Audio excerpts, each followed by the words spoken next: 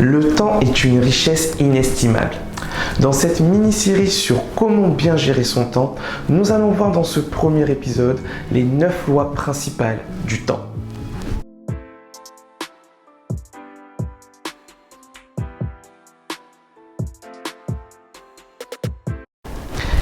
Hello les amis, c'est Eric de Trick Mindset. Si tu es nouveau sur cette chaîne, sache qu'ici nous partageons des tips et astuces sur l'entrepreneuriat, le développement personnel et l'éducation financière. Nous irons aussi à la rencontre d'entrepreneurs afin qu'ils puissent nous présenter leur parcours pour te pousser à passer à l'action. Donc si ces thématiques t'intéressent, une seule chose à faire. Abonne-toi, active la cloche de notification pour être au courant de nos nouvelles vidéos et bien évidemment, partage au plus grand nombre cette vidéo. Tu retrouveras aussi dans la barre de description un petit e-book te présentant 5 pistes où investir ton argent. Donc si tu as des doutes ou des hésitations à savoir où placer ton argent, Carl et moi pensons que cet e-book pourrait être utile. Et d'ailleurs, si tu as d'autres pistes à nous présenter, elles sont les bienvenues dans l'espace commentaire. Maintenant que cela est fait, rentrons dans le vif du sujet. Le temps est notre bien le plus précieux les amis. Je vais vous parler des 9 lois du temps et de l'organisation qu'il faut avoir en tête lorsqu'il s'agit de la gestion de notre temps. Tout d'abord, nous avons la loi de Parkinson. Cette loi indique que le travail s'étale de façon à occuper le temps disponible dont il a besoin pour son achèvement. Pour faire simple, plus il y a du temps pour réaliser une tâche, plus une tâche prend du temps. Définir un temps de réalisation à chaque tâche permet de réaliser donc un travail de qualité dans un temps optimal. Nous avons aussi la loi de Murphy. Cette loi indique que toute tâche prend plus de temps que ce qui avait été prévu. En effet, il est impossible d'éviter des imprévus, sauf en essayant justement de les prévoir. En troisième position, nous avons la loi d'Illich. Cette loi nous indique qu'à un certain seuil de travail, l'efficacité humaine décroît, voire devient négative.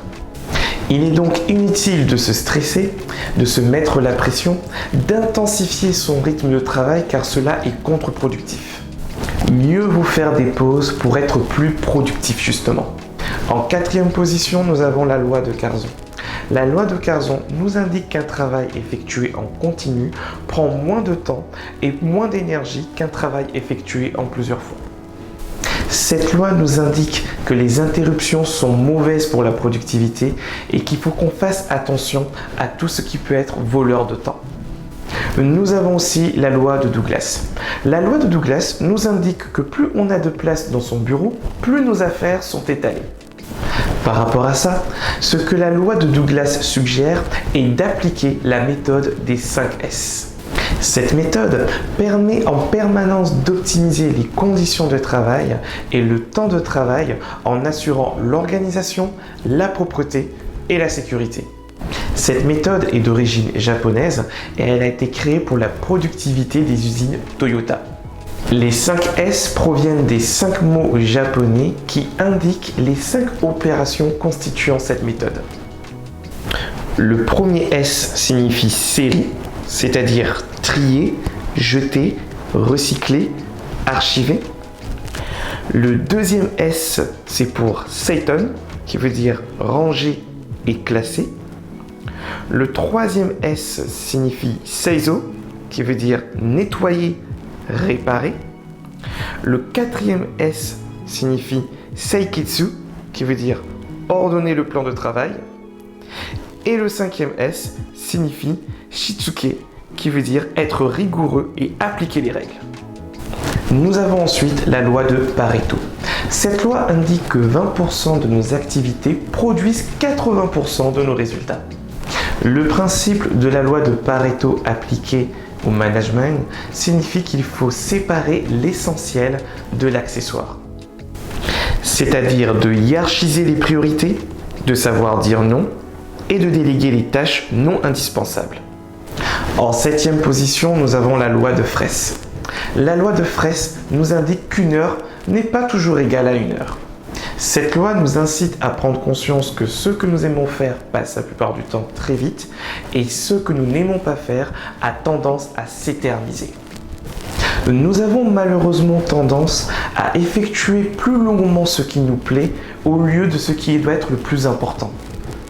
Il est donc important à ne pas considérer ce qui est le plus important comme secondaire et donc ne pas retarder nos activités. En avant-dernière position, nous avons la loi de Laborie qui rejoint un peu la précédente en indiquant qu'il faut faire en premier lieu l'activité dont on a le plus d'attirance. Et en dernière position, nous avons la loi de Hofstadter qui nous indique qu'il est impossible de prévoir le temps pour l'accomplissement d'une tâche complexe.